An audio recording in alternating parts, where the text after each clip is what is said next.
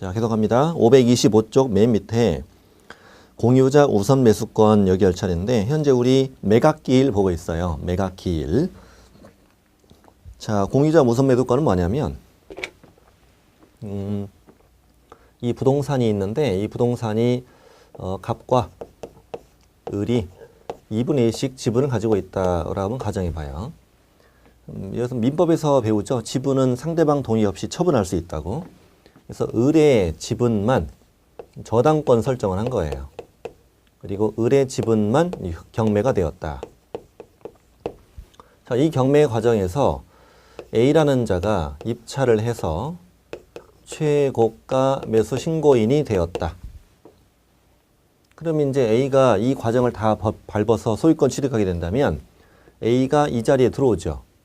들어오고 이제 A가 이제 을은 밀려나는 거죠. 갑과 A가 되는 거죠. 갑, 을은 되게 친한 사이였는데 갑, A, 불편한 사이가 된다는 거야. 그래서 가급적이면 지분 소유자가 좀 바뀌는 걸 막아볼 취지가 있다. 그럴 필요가 있어서 어떻게 하냐면 갑은 채무자 지분이 아닌 다른 지분 소유자는 매각기일까지 다 정확한 의미 나옵니다. 매각기일까지 나도 이제 매수 신고를 하는 거니까 보증을 제공하고 A와 같은 가격으로 내가 사겠습니다 라고 매수 신고 갑이 입찰을 할 수 있다. 우선해서 매수 신고할 수 있다. 이런 제도예요. 그러면 법원은 최고가 매수 신고 A가 있더라도 그 갑에게 매각을 허가해야 돼. 그러니까 갑이 최고가 매수 신고인이 되는 거예요. 이런 제도를 허용하겠다는 거야. 그럼 어차피 A는 이런 제도가 있다는 걸 알아 몰라? 알지. 아니까 들어온 거죠. 알았는데 뭐 갑이 우선 매도 신고하면 뺏기는 거고 안 하면 내가 갖는 거고 이렇게 하는 거죠. 이런 걸 말하는 겁니다. 자, 읽어보죠. 1번 공유자는 밑줄치기 중요합니다. 매각기일까지 이것도 매수 신고하는 거니까 매수 신청 보증을 제공하고 최고 매수 신고 가격과 같은 가격으로 채무자의 지분을 우선 매수하겠다는 신고를 할 수 있다. 이때 우선 매도 신고는 집행관이 매각기일을 종결한다는 고지하기 전까지 할 수 있다. 매각기일까지 이게 중요하다고요. 다시 앞으로 와서 매각기일까지 밑에다 쓰세요. 매각결정기일까지 X. 매각결정기일까지 이러면 틀리고 매각기일까지. 그날 지나면 안 된다고. 집행관이 A가 1등입니다 라고 발표합니다. 그러면 매각기일 종결할까요?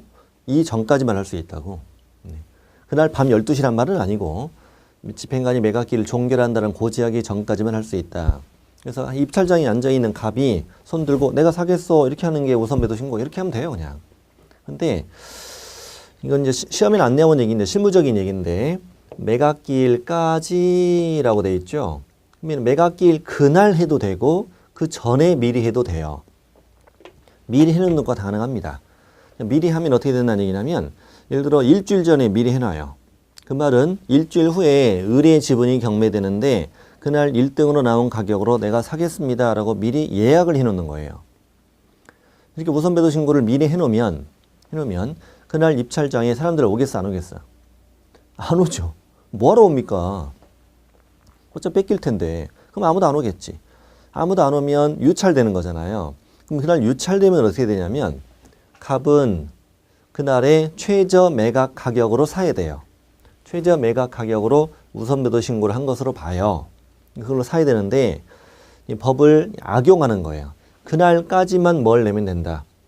매수 신청 보증을 내면 되는 거거든. 미리 우선 매도 신고할 때는 보증은 안 내고 미리 해놓기만 하고 그리고 입찰장에 그날 와서 아무도 입찰을 안 하면 그때 보증을 안 내버려. 안 내버리면 보증금을 안 내면 그 입찰이 무효가 되잖아요. 유찰되는 거죠. 유찰되면 가격이 100에서 80으로 떨어지면 다음번에 또 하겠죠. 그때도 미리 해놔. 그리고 그날 아무도 못 오게 해. 그리고 보증을 안 내. 또 유찰시켜. 이렇게 되면 계속 떨어지잖아요. 그래서 완전 헐값에 취득하는 이런 경우가 있었어. 종전에. 있었어. 그래서 이거는 법을 악용하는구나. 안 되겠다. 실무적으로는 이 우선 매도 신고는 한 번만 할 수 있어. 한 번만. 미리 해놓을 때 처음에 100%로 시작할 때는 미리 안 해놓죠. 안 해놓고 입찰장에 있어요. 그랬더니 마침 다행히 아무도 입찰을 안 한 거야. 안 하면 이제 80% 떨어져요. 다음번에도 미리 안 해놔요. 안 해놓고 입찰장에 와요.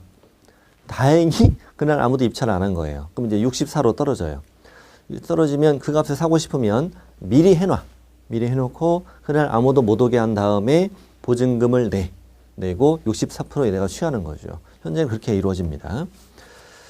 자, 매각기일까지 중요하다. 매각기일까지만 우선 매도 신고할 수 있다. 다음 이어서 2번. 2번부터는 그냥 읽고만 가시면 돼. 법원은 최고가 매수 신고가 있더라도, 즉 A가 있더라도 그 공유자 갑에게 매각을 허가해야 한다. 그다음에 3번은 이해만 할게요. 그냥 중요한 거 아니에요. 여러 사람의 공유자가 우선 매수하겠다는 신고를 한 경우에는 특별한 협의가 없으면 공유 지분 비율에 따라 채무자 지분을 매수하게 된다. 그러니까 이런 거 공유자가 한 명 더 있다는 거죠. 3분의 1, 3분의 1, 3분의 1 이렇게 하면 의뢰 지분이 경매될 때 갑, 병이 다 우선 매도 신고할 수 있거든요. 그래서 여러 사람의 공유자가 우선 매도 신고할 때는 협의가 있으면 이제 그 지분에 따르는 거죠. 의뢰 지분을 내가 3분의 2, 3분의 1 이렇게 하겠다라고 28배 써내는 거고, 협의가 없다면 자기 지분 비율에 따라 매수하게 된다는 얘기예요. 그 다음에 4번 알아야 돼. 4번. 이렇게 공유자가 우선 매도 신고를 하면 갑은 최고가 매수 신고인 되잖아요. 이때 A는 자동으로 차순위 매수 신고인이 된 것으로 본다. 자동으로 차순위로 밀립니다. 그런데 5번 공유자가 우선 매도 신고를 하여 최고가 매수 신고인이 차순위 매수 신고인을 보게 될 때 그 매수 신고인은 집행관이 매각기일 종결하는 고지하기 전까지 차순위 지위를 포기할 수 있다. 그러니까 차순위는 본인이 원하면 하는 것이니까 나 이거 하기 싫어요 라고 포기할 수도 있다. 이 말입니다. 일단 가장 중요한 건 이거다. 매각기일까지 보증 제공하고 우선 매도 신고할 수 있다. 이것만 잘 아시면 충분해요. 일단 8번은 예전에 임대주택법 당시에 있었던 법이에요. 법조문이고 지금은 이제 사라졌어요. 사라졌고 구임대주택법 적용받는 그 주택만 이게 적용됩니다. 그래서 읽고만 하면 됩니다. 한마디로 임대주택이죠. 임대아파트 같은 거. 그래서 국민주택기금 지원받은 임대주택이나 공공건설 임대주택이 부도나서 경매됩니다. 건설회사가 부도난 거예요. 부도나면은 그 아파트 동호수별로 따로따로 경매가 진행이 됩니다.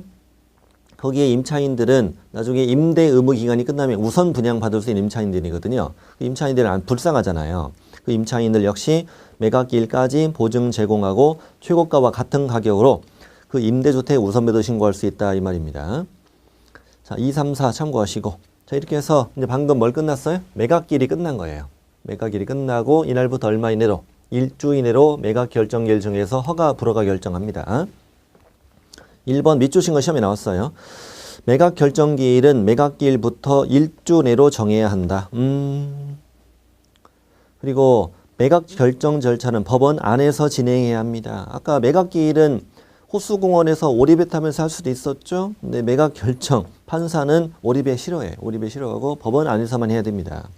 그리고 3번, 4번 읽어봐 가면 돼요. 시험에 안 나와요. 허가 받으면 매수인이라 한다. 그 다음에 4번 차순위 매수 신고인이 한 명 있었어. 차순위가 있었는데 방금 허가받은 매수인이 대금 지급 기한까지 의무를 이행하지 않았다. 돈 안 냈다. 그럼 법원은 누구 불러다가 차순위 걔 불러다가 매각의 허가 여부를 결정하라 이 말이야. 이제 5번이 중요한데 차순위에 대해서 허가 결정이 있었다. 이 말은 차순위가 허가를 받았다. 허가 받았다는 얘기는 매수인은 대금 안 냈다는 얘기지. 그 말이 포함되어 있는 거죠. 그럴 때는 매수인은 매수 신청 보증을 돌려주세요라고 요구할 수 없다. 5번 이해할 수 있죠? 우리 매각 결정기일은 허가 불허가는 날이잖아요. 그럼 이제 어떤 때 허가 받고 어떤 때 불허가 받느냐 이런 걸 알아야 될 거 아닙니까? 근데 여기는 이제 법이 이렇게 만들어져 있어요. 민사집행법은 이런 경우에는 불허가야라고 적혀 있어요. 그럼 이런 사유가 아니면 무조건 허가 나오는 거다라고 생각하시면 돼요. 뭐 허가 받을 거냐 말 거냐 고민할 필요 없다는 거죠. 우리 저번에 토지거래하고 공부할 때는 법에는 허가를 내주는 사유가 적혀 있었죠. 실수요성, 이 목적으로 들어오면 허가 내준다 이렇게 돼 있었는데 여기는 그렇게 돼 있지 않고 이런 경우엔 불허가야 이렇게 돼 있어. 그럼 이게 아니면 다 뭐야? 허가 나오는 거죠. 허가. 그래서 오른쪽에 이제 불허가 되는 사유를 지금부터 공부하는 거예요. 불허가 되는 사유. 어떤 경우에 불허가 되느냐 이건 좀 알아야 되지. 자, 1번 매각을 허가하지 않고 다시 매각을 명할 땐 법원은 직권으로 새 매각기일을 정해야 된다. 우리 불허가 때문에 무슨 매각? 새 매각. 우리 불세, 불허가 새 매각. 자, 2번 매수 신고할 자격이 없는 경우라고 돼 있는데 자, 읽어보자고요. 최고가 매수 신고인이 된 사람이 말이야. 최고가 매수 신고인 된 사람이 부동산을 매수할 능력이나 자격이 없는 사람임이 밝혀졌다. 자, 그러면 부동산을 매수할 능력이 없다. 이게 무슨 말인 것 같아? 능력이 없다. 많은 분들이 돈이 없다라고 얘기하는데 그런 얘기는 아니죠. 아니, 판사님이 얘 딱 보고 1등 안에 최고가 매수 신고 보이고 이거 돈이 있는지 없는지 어떻게 알아요? 야, 너 지갑 열어봐. 돈도 없는 것이. 불허가! 이거 말도 안 되잖아요. 그 능력이 아니고 이거는 행위 능력. 밑에 행위 무능력자를 말한다고요. 입찰에서 1등 했는데 15살짜리라는 거죠. 불허가 한다는 거죠. 불허가. 한정금치산 이런 사람도 있잖아요. 불허가 나온다는 얘기예요. 자, 그리고 자격이 없다라는 사람 밑에 박스에서 2명 중요합니다. 2번하고 3번 채무자. 여러분 채무자가 입찰하는 건 말이 안 되잖아요. 빚 갚아야죠. 네. 채무자가 입찰할 자격이 없는 사람. 그다음 3번 재매각에서 전 매수인 이거 중요해요. 자, 여기 보시면 재매각은 대금 안 내서 다시 하는 게 재매각이잖아요. 이 재매각에서 대금 안 낸 사람, 대금 안 낸 그 매수인 있죠? 대금 안 낸 그 자는 이 재매각이 입찰이 안 돼 이 말이에요. 이따가 또 나와요. 재매각 할 때. 이때 4번, 5번은 참고하세요. 참고만 하시고 다시 올라갑니다. 최고가 매수 신고인이 된 자가 부동산 매수할 능력이나 자격이 없는 게 밝혀졌거나 또 부동산 매수할 자격이 없는 사람이 최고가 매수 신고인을 내세워서 매수 신고했구나. 예, 이때는 매각을 허가하지 않는다. 불허가 나온다는 거죠. 그보다 더 중요한 건 밑에 3번이에요. 3번. 농지 경매. 자, 일단 이걸 필기하세요. 필기를 하세요. 간단한 거 4줄 나올 거예요. 자, 경매는 첫 번째 토지 거래 허가. 우리 받았지 안 받았지? 우리 부동산 거래 신고 등에 관한 법령에서 토지 거래 허가 경매 받았다 안 받았다? 경매는 허가 면제 사유였죠. 아주 중요한 것이었어요. 자, 그러면 농지 취득 자격 증명. 농지 취득 자격 증명은 받아야 될까 안 받아야 될까? 농지 취득할 때 받아야 됩니다. 중요하고요. 그 다음에 우리 부동산 거래 신고 등에 관한 법령에서 부동산 거래 신고 했게 안 했게? 안 했습니다. 안 합니다. 그다음에 부동산 등기 특별조치법에 따라 검인 대상도 아닙니다. 그래서 경매는 이렇게 외우세요. 경매는 농취증만 받는다. 시작. 경매는 농취증만 받는다. 이렇게 외우면 돼요. 그럼 예를 들어서 허가구역, 토지거래 허가구역 안에 있는 농지다 이거지. 허가구역 안에 있는 농지. 두 가지만 정리해 볼까요? 만약에 이걸 매매로 취득한다면 허가 받아야죠. 허가를 받지만 다만 농지 취득 자격 증명은 받은 것으로 본다. 이렇게 우리가 배웠죠. 근데 이것이 만약에 경매였다면 허가는 받고 안 받고? 안 받고 다만 뭐는 받아야 된다. 농지 취득 자격 증명은 받아야 된다. 이렇게 정리하시면 되는 거거든. 그럼 이쪽으로 와보시면은 우리 현재 배우는 게 여기 매각 결정기일을 배우고 있어요. 농지 경매될 때는 농지 취득 자격 증명을 이날까지 내야 뭐가 나온다. 허가가 나온다는 그런 의미예요. 안 내면 불허가요, 불허가. 그러면 이제 이런 문제죠. 농지 취득 자격 증명은 언제 발급 신청하느냐. 적어도 내가 뭐는 돼야지. 그렇지. 최고가 매수 신고인은 돼야 신청하는 거예요. 그 전에 달라는 건 말이 돼요? 입찰도 하기 전에? 가서 그래. 내가 1등이 될 것 같은데 이거 미리 좀 땡겨줘? 말도 안 되는 거지. 일단 1등이 된 다음에 발급 신청을 해요. 그래서 일주일 안에 발급받아 이날까지 돼야 돼. 그럼 일주일 안에 발급받아야 된다는 거죠. 농지법에 의하면 이 농지취득 자격증 발급 처리기간이 며칠? 그래서 4일로 돼 있는 거예요. 이 경매 때문에. 주말 빼면 5일 남잖아요. 1등 한 날은 또 한 자리 하잖아. 한 자리 해야 되니까 이제 4일 안에 발급해 준다 이거야. 그래서 3번 농지 경매일 때 최고감에서 신고인으로 결정된 후 매각 결정기일까지 농취증을 법원에 제출해야 허가 낸다. 그래서 밑에 주의. 농지 경매될 때 매수 신고 시 농취증 제출이라 틀린다. 매수 신고 입찰할 때 내는 게 아니라는 거 주의하십시오. 자, 드디어 이제 이런 불허가 사유가 아니면 뭐가 나왔다? 허가가 나왔지. 허가 나왔는데 여기에 대해서 불만이 있으면 뭐 할 수 있다? 즉시 항고. 자, 1번 밑줄 치지 마세요. 이해관계인은 매각 결정기일부터 1주 내로 허가 결정에 대해 항고할 수 있습니다. 밑에 판례는 중요한 거 아닙니다. 지나가시고 동그라미 2번 여기 보십니다. 이 항고는 이해관계인이 하는데 이 항고를 하면은 법원이 세워라 내워라 하잖아요. 석 달 정도 걸린다고 그래요. 처리기간이. 그러다 보니까 예전에는 이 민사집행법 개정되기 전 2002년 전에는 항고를 뭐 할 때 보증금 공탁하고 이런 제도가 없었거든요. 그래서 이제 항고 남발이 이루어졌어요. 주로 누가 항고했냐면 그 대항력 없이 방 빼야 되는 임차인들.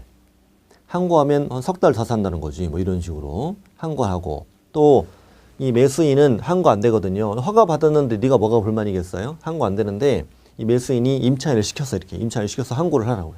항고하고 경매를 지연시킨 다음에 내가 대금을 준비할 시간을 번다는 거죠. 이런 식으로 항고 남발했어요. 그래서 안 되겠다. 돈 내고 하자. 그래서 허가 결정에 항고할 사람은 보증으로 매각대금 10분의 1만큼의 금전 또는 유가증권을 공탁해라. 이걸 항고보증금이라고 합니다. 항고보증금. 주의할 점은 아까 매수신청 보증, 입찰할 때 내는 보증은 최저 매각가 10분의 1이죠. 항고보증금은 매각대금 10분의 1. 거기에서 최저 매각 가격 X라고 잘 써두시고 최저 매각 가격은 틀리고 최저 매각가 아니라 이건 매각대금의 10분의 1.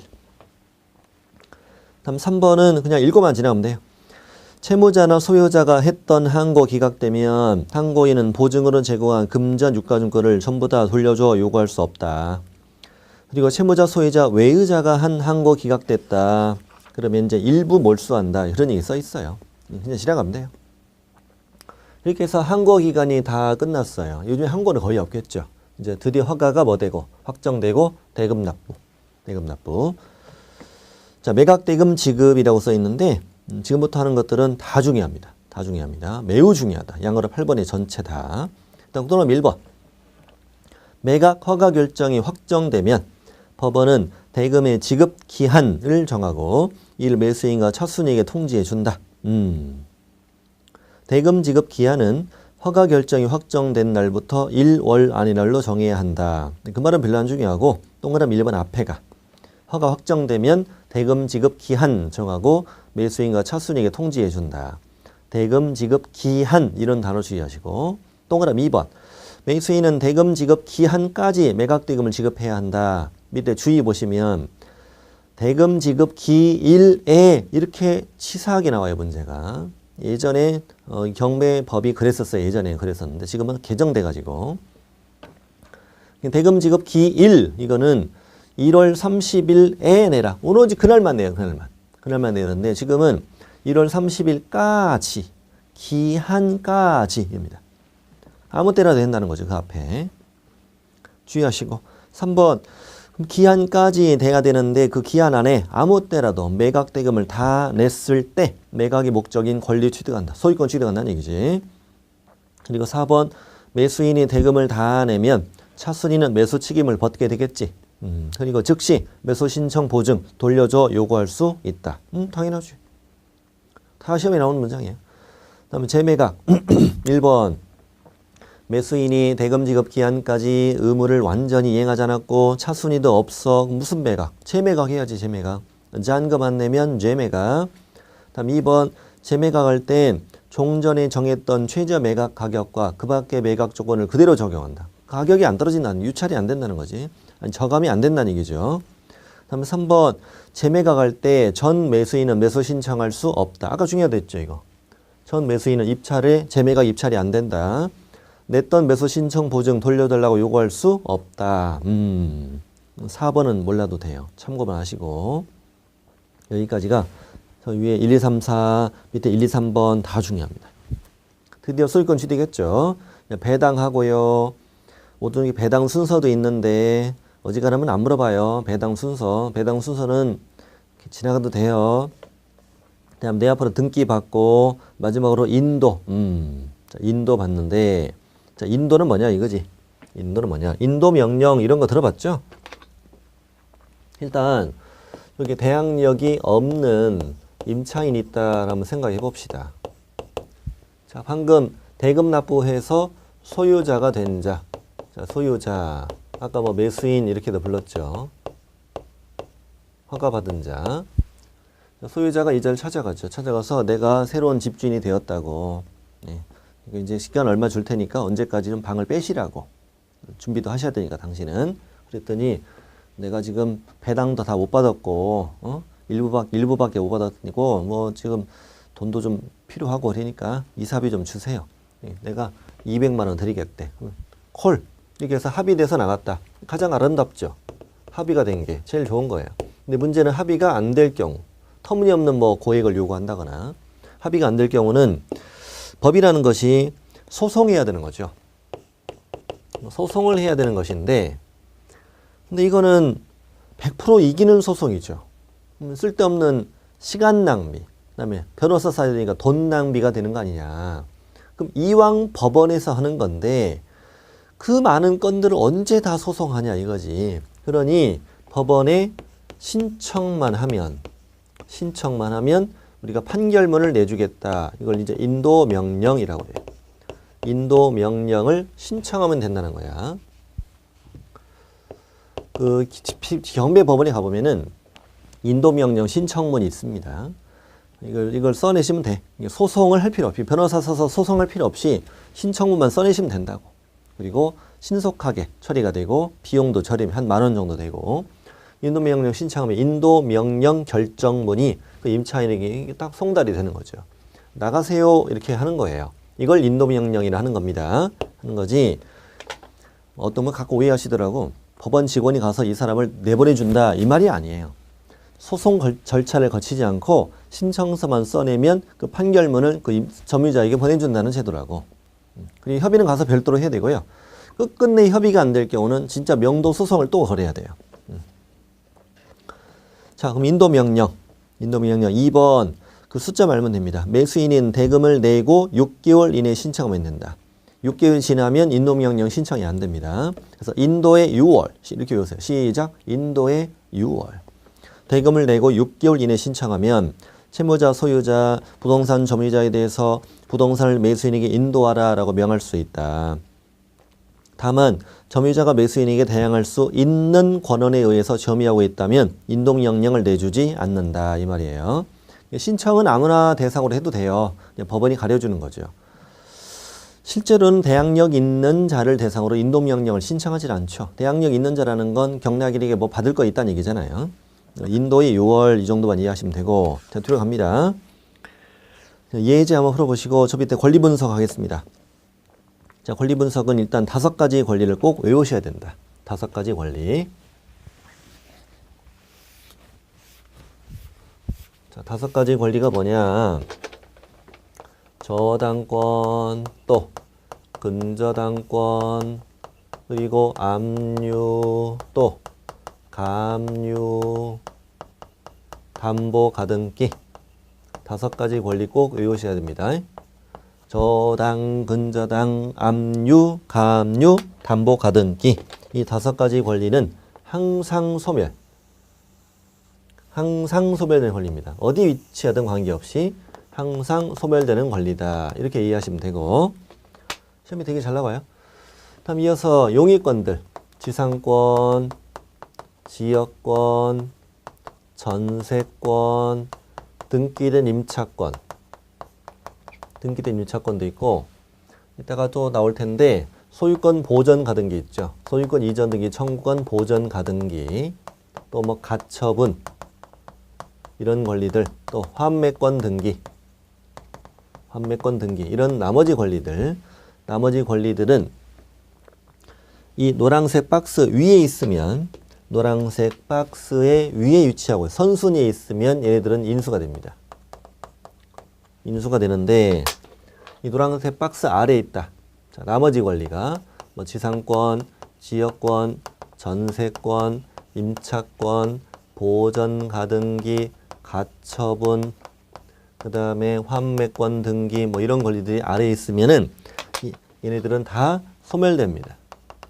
노란색의 아래에 있으면 이것만 알면 게임 끝입니다. 게임 끝입니다. 5가지 권리를 외우셔야 한다고. 저당, 근저당, 압류, 가압류, 담보가등기는 항상 소멸. 동그라미 2번. 저당, 근저당, 압류, 가압류, 담보가등기에 대항할 수 없는 이 말은 그 5가지 권리가 위에 있다는 거죠. 5가지 권리 아래에 있는 지지전 임차권은 소멸한다. 또 소유권 보전 가등기, 가처분, 환매권 등기도 5가지 권리 후순위에 있으면 소멸한다. 하면 인수.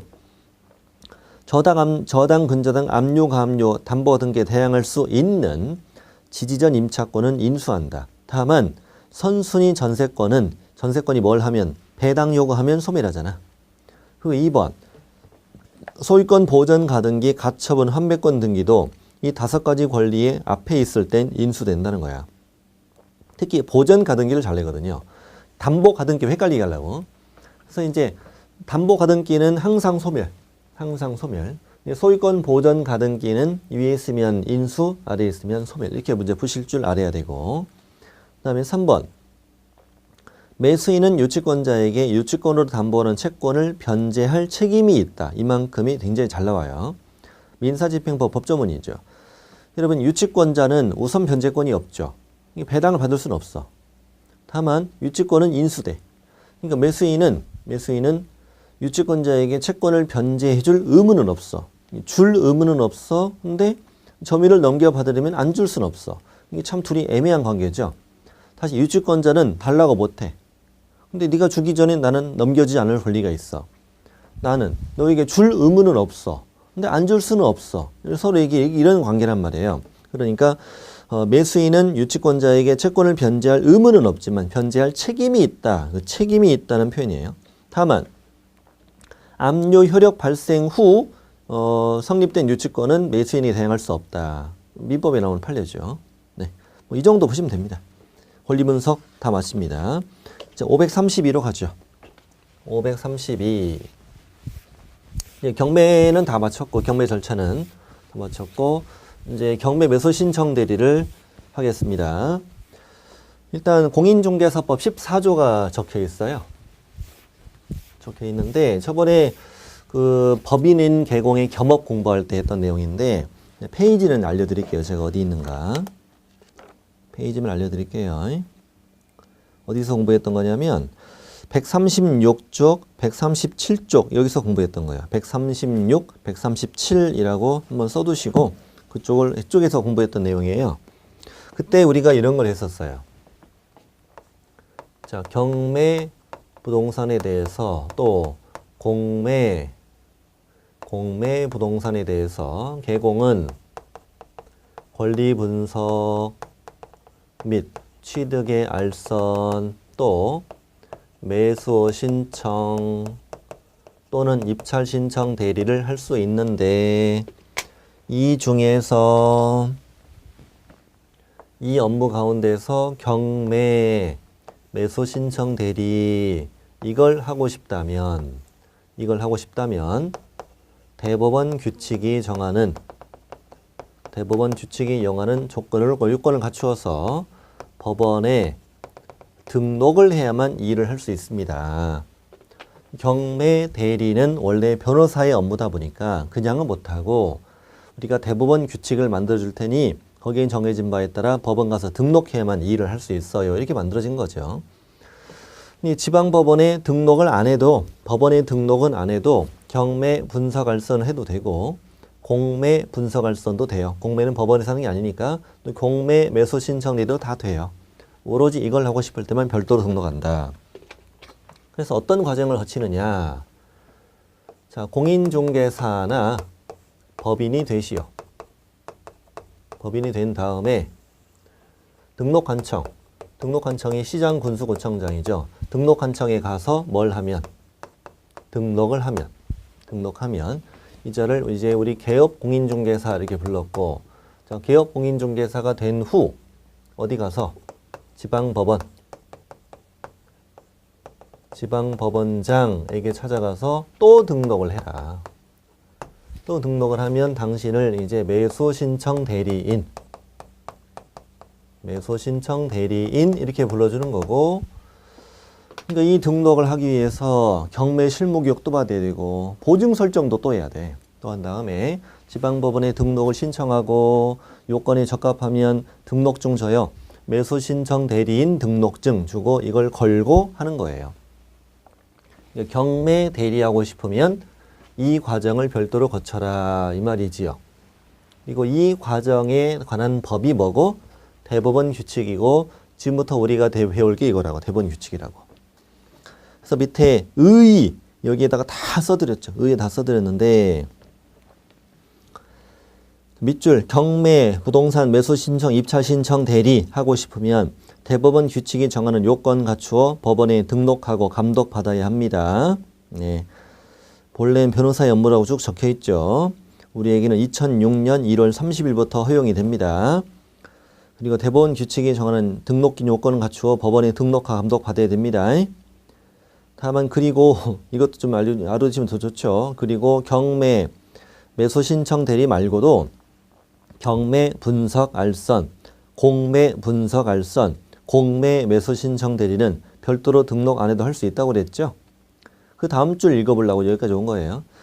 자, 그러면 개공의 경매 매수신청 대리 업무에 관하여 따옴표 비춰주세요. 공인중개사의 매수신청 대리인 등록 등에 관한 규칙 이게 만들어졌고, 이걸 간단히 대법원 규칙이라고 해요.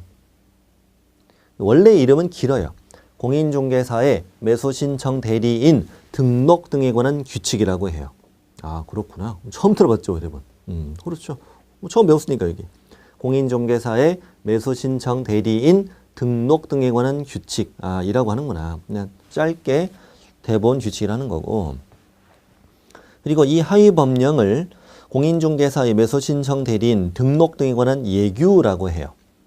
규칙과 예비가 있는데 다행히 예규는 시험 범위가 아니에요. 시험이 안 나와요. 안 나오니까 제가 하다가 예규라고 써 있는 곳이 있으면 시험이 안 나오니까 공부하지 말라고, 흐름에 따라서만 넣는 거라고 내가. 자, 그래서 저 밑에 네모 2번 매수신청 대리 등록 목적 아래에 보면 규칙 이렇게 써놨죠 제가. 그래서 오른쪽도 다 그렇죠. 규칙이라고 써 있는 건 시험에 나오는데 가다 보면은 예규라고 써 있는 데가 많이 있을 거예요. 이제 거기는 시험이 안 나온다고 생각하시면 된다고. 또 되게 친절한 거 아시죠, 여러분? 되게 친절하죠.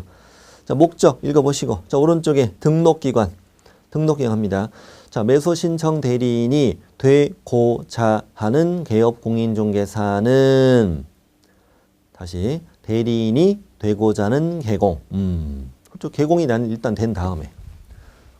공인중개사인 개공, 법인인 개공이 된 후에 하는 거죠. 개공은 중개사무소 가로 열고, 법인은 당연히 어디? 주된 중개사무소지. 법인은 주된 중개사무소가 있는 곳과 날 지방법원장에게 매수신청 대리인 등록을 해야 한다. 지방법원장 그 자리만 주의하시면 되는 거지. 지방법원장에게 가서 등록하세요.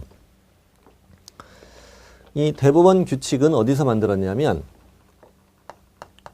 이 대법원 규칙은 법원행정처라는 곳에 만들었어요. 거기서. 요즘에 법원행정처 그 적폐 청산 관련해서 블랙리스트 관련해서 신문에 뉴스에 많이 나오죠. 법원행정처라고 많이 나와요 요즘에. 법원행정사무 관련한 업무를 보는 곳이거든요. 이 법원행정처에서 이걸 만들어줬어요. 대법원 규칙을. 여기에 정하는 바에 따라 이제 지방법원을 만드는데, 지방법원에 등록하는데 이 대법원 규칙을 법원행정처에서 만들 때 공인중개사법을 본따서 만들었어요. 그래서 법조문이 비슷하잖아요. 지금부터 볼 앞으로 법조문도 다 그래요. 공인중개사법은 되게 다 흡사하게 만들어졌습니다. 본따서 만들었거든. 그래서 우리 공인중개사법에 등록한정 자리에는 누가 들어간다? 지방법원장 이렇게 들어가게 만들어져 있는 거야. 등록한정 자리에 누가 들어간다고? 지방법원장. 그다음에 중개사법에 이거 하나만 메모하세요. 중개사법에는 시도지사도 나오고 또 국토교통부 장관도 나오잖아요. 이 두 분 자리에 누가 들어가느냐? 법원 행정처장. 법원 행정처장이 이 자리에 들어가요. 이 법원 행정처장은 누구냐면은 대법관 중에서 한 분이 법원 행정처장이 됩니다. 겸직을 하거든요. 실제는 이제 양반 장만 하는 거고 실무적인 건 차장이 다 해요. 법원 행정처의 차장이 실무 일은 다 보는데 법원 행정처장이 실제는 장이야, 장. 대법관 중에서 한 명이 되는 거예요. 자, 그러면 여러분 지방법원장하고 법원 행정처장하고는 누가 더 높은 사람이에요? 누가 더 높아? 당연히 법원 행정처장이 더 높은 분이에요. 여기는 등록한정 자리에 누구? 지방법원장, 시도지사나 국장 자리에 누구? 법원 행정처장 이렇게 만들어져 있다고. 그래서 제가 아까 법원 행정처장은 대법관 중에서 지정된다고 했잖아요. 네. 이 양반은 훨씬 높은 양반이에요. 이 양반은 차관급이고 이분은 장관급이다. 장관급. 누가 높은지를 안 헷갈리는 거예요. 지방법원장과 법원 행정처장을 바꿔치기해서 내니까. 이 양반 훨씬 높은 양반이야. 높은 양반입니다. 요즘에는 뭐 법원도 적폐다 뭐 이런 말이 뉴스에 많이 나오지 않습니까? 뭔가 잘못된 것이 있으면 당연히 이제 심판을 받아야 되겠죠. 아무리 법관들이라도 라고 생각을 합니다. 자, 이제 등록기관 지방법원장이 등록한다. 등록 요건.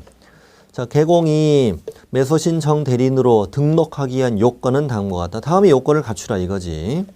자, 1번 공인중개사이거나 법인인 개업 공인중개사이면서 1번, 2번 묶으시고 중개사무소 개설 등록을 했었어야 된다.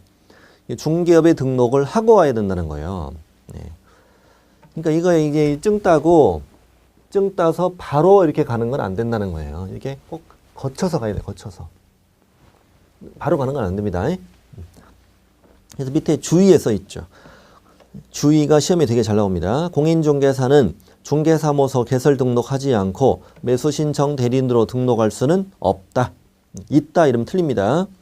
그럼 특히 소공이 시험에 나와 있습니다. 소속 공인중개사는 매수신청 대리인으로 등록할 수 없다. 그렇군. 다음 다시 박스 올라갑니다. 3번 경매 실무교육을 별도로 받아야 됩니다. 시험에도 어떻게 잘 나오냐면 중개업의 실무교육을 받으면 경매 실무교육은 면제된다 이렇게 나오는데 그럴 리가 없잖아요. 그럴 리가 없죠. 자, 동그라미 4번이 별표. 보증보험 또는 공제 가입하거나 공탁을 하였을 것. 자, 보증 설정을 별도로 하라는 얘기인데 지금 보증 설정이 등록 요건에 들어있다는 거예요. 그럼 이쪽으로 알아보세요. 처음에 우리 중개사무소 개설 등록할 때는 보증 설정을 언제 했지? 우리 보증 설정 언제 했던 기억나세요? 중개사무소 개설 등록할 때는 이 보증 설정을 등록 후에 했어. 등록 후 업무 개시 전. 등록의 통지를 받아야 되죠. 7일에.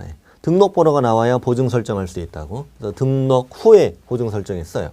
근데 지방법원에 등록할 때는 나는 이미 개공이 된 자죠. 그러니까 등록번호는 이미 나와 있는 거죠. 이 등록번호 이용해서 보증 설정하는 거니까 여기는 지방법원에 등록하기 전에 미리 보증 설정을 하는 거하고 이 차이가 있는 거예요. 이게. 이 차이가 굉장히 중요하거든요. 그래서 밑에 주의 보면 손해배상 책임을 보장하기 위한 보증은 중개사무소 개설 등록 요건이다 이러면 틀리고 매수신청 대리 등록 요건이다 이러면 맞다. 이거 굉장히 중요하고 2번에도 써드렸네. 중개사무소 개설 등록할 때는 등록 후 업무 개시 전에 보증 설정하지만 대리 매수신청 대리 등록할 때는 이미 개공으로 등록을 한 상태이므로 매수신청 대리 등록 신청 전에 미리 보증을 가입해야 된다는 거예요. 이거 꼭 좀 주의하십시오. 네. 중개업은 등록 후 업무 개시 전, 대리는 대리 등록 신청 전에 미리 하는 거야. 대리 등록 신청 전에 미리 하는 거야. 그래서 보증은 중개업의 등록 기준이다. X. 매수 신청 대리 등록 기준이다. 5 이렇게 풀 줄 알아야 된다. 부탁드립니다. 자, 결격 사유 갑니다. 결격 사유는 저 밑에 주의 먼저 보십시오. 맨 밑에 주의. 중개사무소 개설 등록의 결격 사유와 매수 신청 대리 등록의 결격 사유는 서로 다르다. 이거 시험 나왔던 지문입니다. 왜 다를까? 자, 이 자는 지방법원에 등록할 땐 이미 뭐가 된 자, 이미 개공이 된 자잖아. 이미 개업공인중개사가 된 자이니까 이쪽에 중개업 쪽의 결격 사유는 이미 다 통과한 거죠. 통과한 상태죠. 그러니 이쪽의 결격 사유가 이쪽에 또 나올 이유가 없다는 얘기죠. 뭐 미성년자, 피한정 후견인, 피성년 후견인, 파산자, 뭐 금고징역 이런 것들은 이미 다 빠져 있다는 거야. 이쪽에는 또 안 나온다는 얘기입니다. 자, 그러면 박스 하나 가봅니다. 박스 위에는 뭐라고 되어 있냐면 다음에 해당하는 자는 매수 신청 대리인으로 등록할 수 없다. 그게 결격 사유죠. 우리 동그라미 1번이 가장 중요합니다. 동그라미 1번이. 여러분, 매수 신청 대리도 등록 취소가 있습니다. 지방법원장이 등록 취소하겠지. 자, 매수 신청 대리 등록 취소되고 3년이 지나지 아니한 자는 결격이다. 이건 어려운 건 아니에요. 여기 대리 등록이 취소됐다. 매수 신청 대리 등록 취소됐다고 그래서 중개업도 취소되는 건 아니에요. 대리 등록 취소되면 이자는 뭐가 된 거지? 개공이 된 거죠. 다시 개공으로 돌아가는 거죠, 지금. 이자는 앞으로 몇 년 동안? 3년 동안 법원에 대리 등록이 안 돼. 이 말인데, 그 말이 그보다 더 중요한 말이 그 오른쪽이에요. 다만, 중개업에 폐업 신고를 하여 대리 등록 취소가 되는 경우에는 결격에 해당하지 않는다. 이게 무슨 말이니까?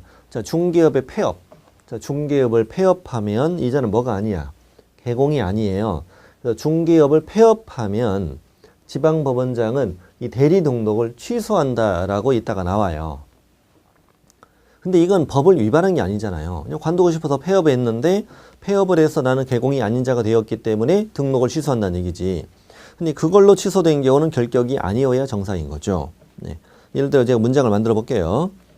중개업의 폐업을 이유로 매수 신청 대리 등록 취소되고 3년이 경과하지 아니한 자는 결격에 해당하지 않는다.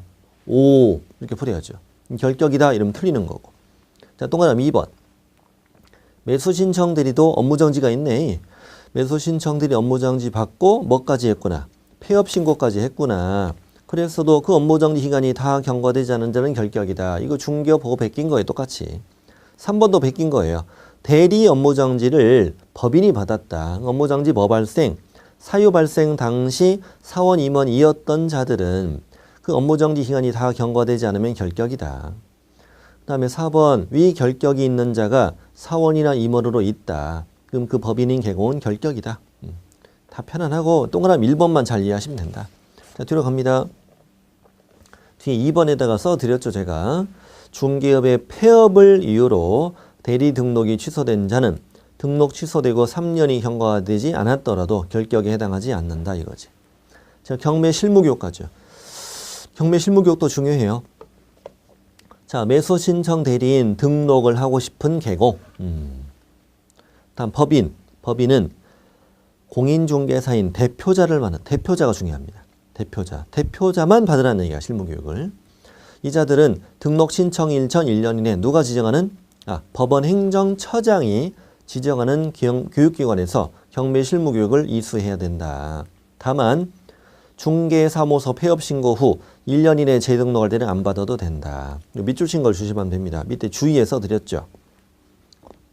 법인인 개공에서 중개업 실무교육은 대표자 사원임원 전원 다 받았어요. 전원 다. 그때는 시도지사가 실시했고 여기 경매 실무교육은 대표자만 받는다는 차이점 주의하시고 대표자가 직접 가서 입찰 대리해야 됩니다. 대표자가 직접 가서 해야 돼. 또 2번 공인중개사법 비교해 보면은 등록관청 자리엔 지방법원장 들어간다고 그랬지. 또 시도지사나 국장 자리는 법원 행정처장에 들어간다고 그랬잖아요. 그러니까 그 법원 행정처장 자리에 지방법원장이라고 X로 나온다고. 경매 중개업 실무교육은 시도지사잖아요. 중개업 실무교육 시도지사. 경매 실무교육 법원 행정처장이라고. 이분들 가면 틀린다 이거야. 조심하자 이거지. 자, 2번 실무교육에는 평가가 포함되어야 한다. 자, 여기까지만 밑줄친 데까지만 알면 됩니다. 밑에 있는 예규는 이제 몰라도 되지. 보내도 되고. 자, 우리 이번 시간 여기까지 하겠습니다. 이게 실무교육까지 다 배웠고, 이제 그 다음 시간에 이어서 구체적으로 이제 개공이 된 이후에 하게 되는 업무를 쭉 이제 배웁니다. 매수 신청 대리 업무를 쭉 이제 배우시게 된다고요. 마지막 시간에 뵙겠습니다.